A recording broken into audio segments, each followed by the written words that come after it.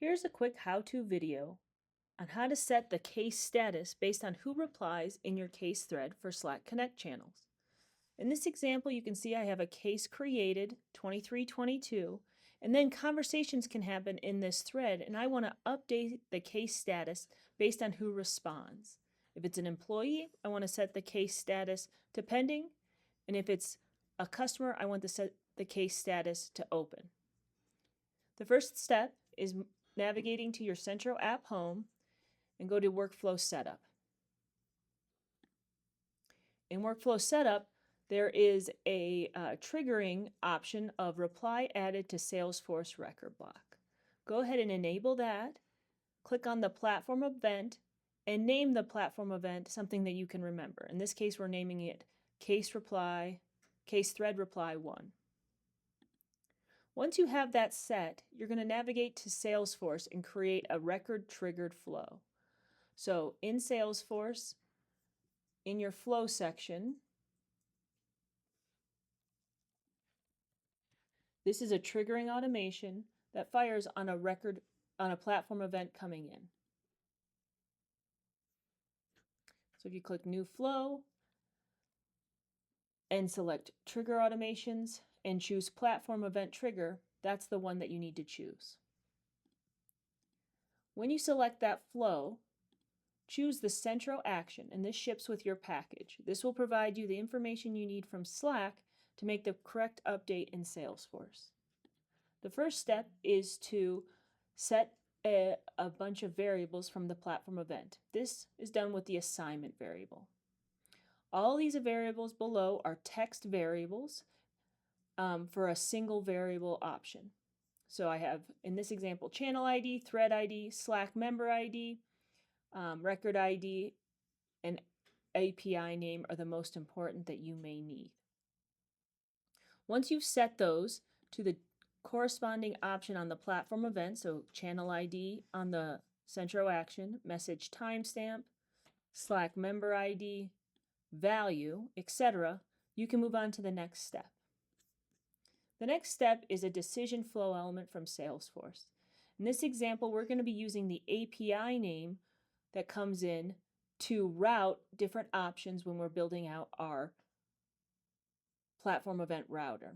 In this example, in the case reply outcome, you can see that I've labeled the outcome as case thread reply, and I've set the API name equal to whatever I set in Slack, in this case, case thread reply 1.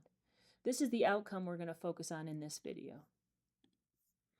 Once I have that, you can see I have my case reply outcome, and I'm doing several things when a thread comes in. So in this first example, I'm also going to be creating a living transcript that I'm storing on the case object of all the interactions that happen in the thread. So to do that, I need to get the case transcript from the record to start. And so in this example, I'm doing a get on the case object. I'm setting the case ID equal to the variable record ID, which is the record ID of the case, and I'm storing it.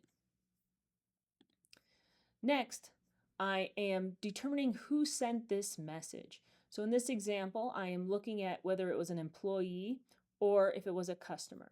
To make that determination, I have my employee as the outcome label, and then I'm looking at the email of the user who sent the message.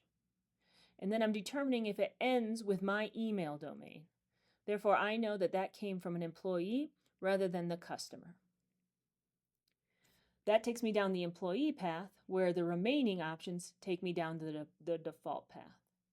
Then based on which path I go down, I make different updates. So if it's the customer path, I will then go ahead and change the status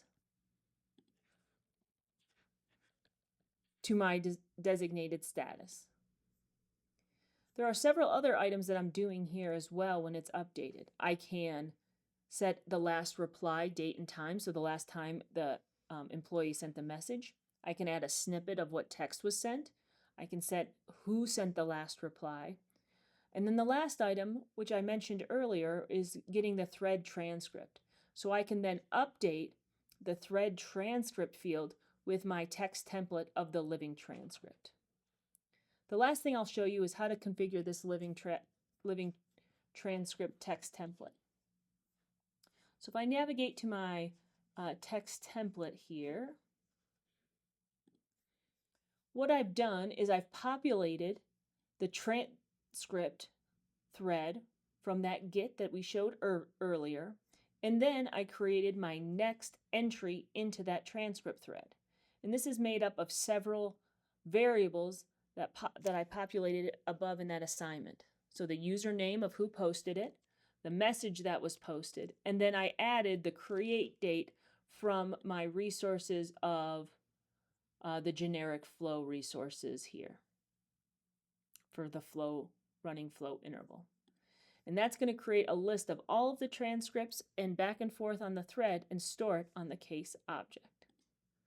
So this is a quick example on how you can change the status as well as update the case based on who responds in the case thread when using Centro for Slack Connect. Please reach out with any questions.